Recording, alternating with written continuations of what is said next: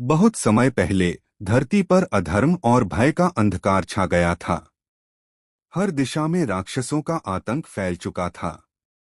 इन राक्षसों में सबसे भयानक था नरकासुर, भूदेवी और वराह अवतार का पुत्र।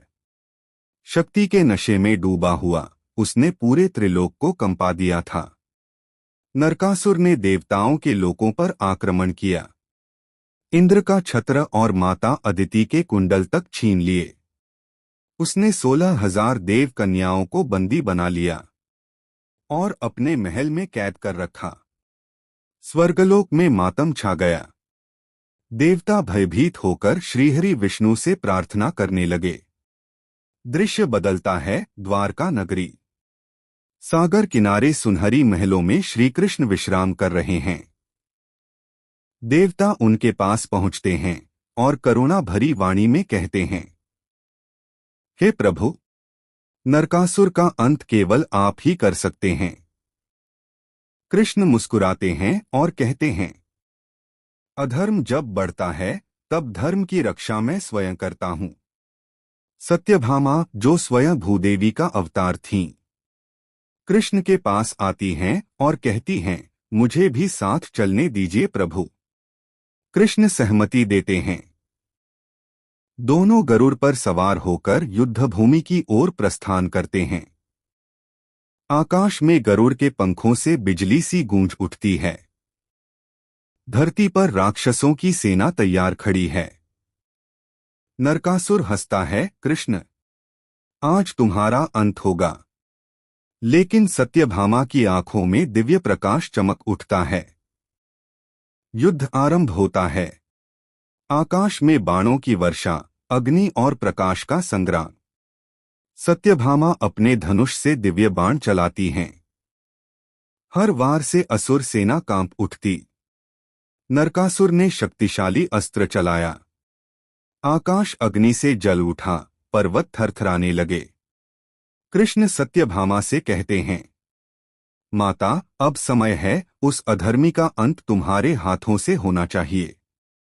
सत्यभामा आंखें बंद कर भूदेवी का आह्वान करती हैं। उनका शरीर तेजोमय हो उठता है। वह दिव्य बाण उठाती हैं, जो पृथ्वी की करुणा और न्याय से भरा था। बाण सीधा नरकासुर के हृदय में जाकर लगता है। भयंकर गर्जना के साथ नरकासुर भूमि पर गिर जाता है। मरते समय नरकासुर में पश्चाताप झलकता है। वह कहता है, हे प्रभु, मेरे पाप क्षमा करें। कृष्ण कहते हैं, तेरे अंत से संसार को मुक्ति मिलेगी, नरक का भय मिटेगा। नरकासुर प्रार्थना करता है, इस दिन जो भी स्नान और दीपदान करेगा, उसे नरक का भय। कृष्ण कहते हैं, तेरे अंत से संसार को मुक्ति मिलेगी, नरक का भय मिटेगा। नरकासुर प्रार्थना करता है, इस दिन जो भी स्नान और दीपदान करेगा, उसे नरक का भय न हो। कृष्ण ने वरदान दिया, आज से यह दिन नरक चतुर्दशी कहलाएगा। सत्यभामा ने 16,000 कन्याओं को मुक्त किया, जिनकी आंखों से कृतज्ञता के आंसू बह रहे थे। आकाश में देवगण पुष्पवृष्टि करने लगे। जय श्री कृष्ण, जय सत्यभामा के स्वर गूंज उठे। धरती फिर से शांत हो गई। हर दिशा में दीपों का प्रकाश फैल गया। लोगों ने तेल से स्नान किया, दीप जलाए और पापों से मुक्ति की प्रार्थना की। कृष्ण और सत्यभामा आकाश से पृथ्वी को निहारते हैं। उनके चेहरे पर दिव्य संतोष की मुस्कान।